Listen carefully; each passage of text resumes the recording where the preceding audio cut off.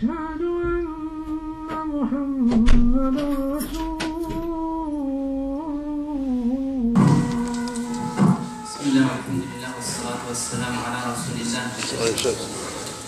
Allah le Tout nous dit dans le sens d'un verset, ils souhaitent éteindre la lumière divine par leurs paroles, mais Allah accomplira sa parole, même si les non-croyants essayent de l'en empêcher. Mes chers frères, mes chères sœurs, cette lumière divine, c'est l'islam. Et beaucoup dans le monde souhaitent l'éteindre avec leurs paroles, ou bien avec leurs écrits, ou avec leurs agissements. Mais Allah, par sa promesse, il fait perdurer cette lumière, cet islam, cette religion. Et par de cela, cette religion n'a pas de frontières. Pourquoi? Parce que cette religion, c'est la lumière divine. C'est la lumière d'Allah subhanahu wa ta'ala. Elle se propage partout, dans tous les esprits, dans tous les cœurs, dans tous les pensées, même si les gens essayent de l'en empêcher, comme on le voit aujourd'hui dans le monde. Si personne, les savants nous disent, si personne ne peut empêcher la lumière du soleil d'atteindre un endroit, alors comment peut-on empêcher la lumière divine d'atteindre les cœurs des hommes? Allah. Cette lumière, cette religion, cette soumission à Dieu, elle a été parachevée par le dernier des prophètes, Muhammad sallallahu alayhi wa sallam. Il l'a parachevée, complétée et terminée. Après lui, il n'y a plus de prophète. Personne ne peut venir se prétendre prophète. Mais la seule voie et la seule réussite, c'est d'obéir à Allah et de suivre son chemin, le chemin du prophète Muhammad sallallahu alayhi wa sallam.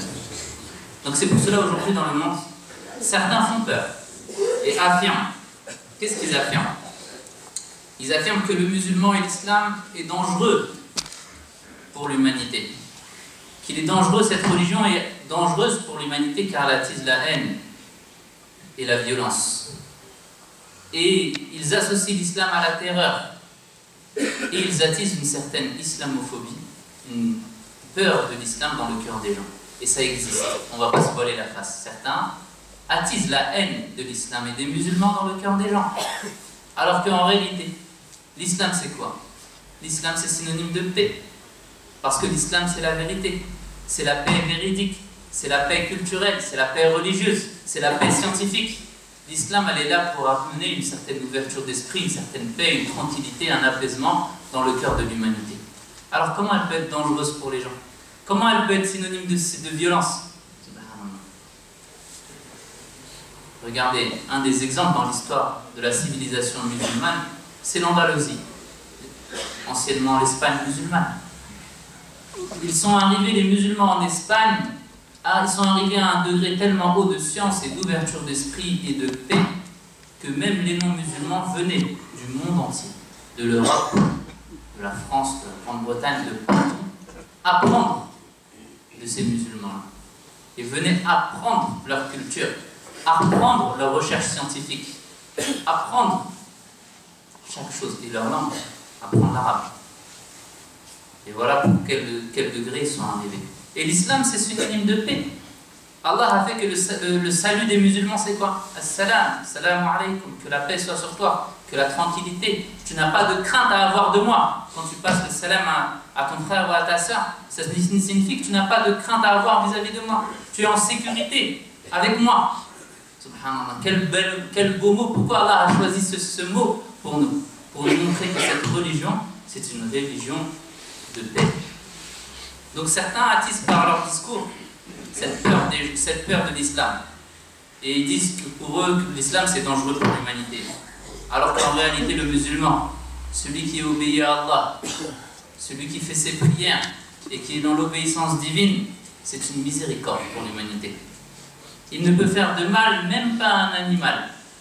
Le musulman, même à un animal, il ne peut pas lui faire du mal. Il agit en bien avec ses gestes, avec sa parole, avec son comportement. C'est ça l'islam. Et les gens ne le voient pas, cette chose-là. Et on veut nous faire croire qu'un musulman, parce qu'il a une barbe ou bien un voile, c'est quelqu'un qui est dangereux pour les autres. Certains même vont dire que c'est une bombe à retardement. Alors qu'en réalité, le musulman, c'est une miséricorde pour les autres. Allah nous dit dans le Coran, aidez-vous dans le bien. Aidez-vous dans le bien et dans la piété. Le musulman, il aide les autres. Le musulman, c'est celui que, quand il vient son frère ou sa sœur, il est tranquille. C'est-à-dire qu'il ne craint pas ni pour sa vie, ni pour ses biens.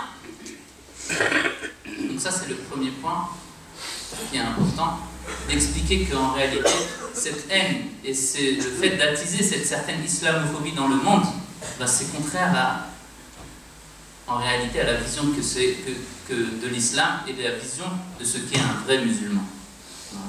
Mais aussi, un point très important qui existe malheureusement cette fois-là chez les musulmans.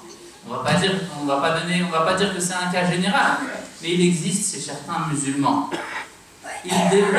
Certaines développent une occidentalophobie. C'est-à-dire, une occidentalophobie, c'est tout ce qui vient de l'Occident, de l'Europe, à savoir tout ce qui vient des non-musulmans, alors c'est quelque chose de mauvais, c'est quelque chose de mal, c'est quelque chose que je ne peux pas prendre. Alors qu'en réalité, ça, c'est pas la compréhension de l'islam et des musulmans. Même Allah le dit dans le Coran, ils ne sont pas tous identiques. Parmi les gens du livre, il y a des gens qui sont vertueux. Il y a des gens qui ont une parole et qui sont bien. Je ne peux pas dire que tout ce qui vient de l'Occident, que tout ce qui vient des non-musulmans, c'est mauvais. Non. Non. Il y a des gens bien et mauvais chez les non-musulmans. Ou bien chez les Occidentaux, comme il y a des gens bien et mauvais chez les musulmans. Et on ne va pas se cacher. Donc c'est pas tout ce qui vient de l'Occident qui est en contradiction avec l'islam. Subhanallah. Certains ils refusent même, ils se disent même l'école aujourd'hui, l'école publique, c'est... Non, je ne prends pas, c'est pas bon pour mon enfant. Il se dit, bon moi je vais éduquer mon enfant à la maison, il va sortir, comme ça il ne sera pas influencé par les Occidentaux. Alors qu'en réalité, il peut même être à la maison et passer toute son éducation à la maison, mais à la fin il peut devenir le pire des gens. Le pire des enfants. Donc c'est pas lié, mes chers frères, mes chers sœurs. Quand on regarde l'histoire des musulmans et l'exemple de l'Andalousie musulmane, quand l'Andalousie était musulmane, à cette époque les musulmans étaient ouverts. Il n'y avait pas de crainte vis-à-vis des autres. Et les gens venaient apprendre et développer des sciences. Le cheikh nous a donné un exemple. Un des grands savants, Ibn Rushd, rahimahullah, il a traduit un livre philosophique, Aristote. Pour ceux qui ont été à l'école, ils en ont déjà entendu parler. Un grand philosophe grec qui s'appelait Aristote, qui a été traduit et mis en avant par Ibn Rushd, savant musulman de l'Andalousie, dans l'Andalousie. Et quand il a traduit ce livre-là, alors les non-musulmans, ils ont commencé à lire et à apprendre de son livre. Et aujourd'hui, il est connu dans le monde entier. Ça, c'est pour montrer l'ouverture des musulmans qu'il y avait à cette époque-là. Il n'y avait pas peur des autres. Et la meilleure chose, c'est quoi? C'est que le musulman, il protège sa foi. Il protège ses convictions. Il protège ses commandements d'Allah subhanahu wa ta'ala dans sa vie. Mais en même temps, il est français ou européen, il met en avant la défense de ses valeurs. Subhanallah. Et c'est ça qui est demandé en réalité. On ne peut pas dire que tout ce qui vient de l'Occident, on ne peut pas être occidentalophobe. Tout ce qui vient de l'Occident, c'est mauvais pour moi. Donc certains même ils sont arrivés à un degré, subhanallah. Par exemple, ils vont voir un frère en costume, ils vont se dire, oh, lui, vraiment, il est sorti de l'islam.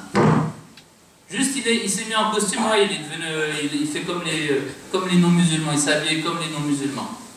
Alors que quand on regarde, subhanallah, l'islam, les sahaba, les compagnons du prophète, alayhi salatu wassalam, quand ils sont arrivés, quand ils ont voyagé en Asie, quand ils sont allés en Afrique, ils n'ont pas changé les vêtements des gens, la façon de s'habiller, mais ils ont changé leurs croyances.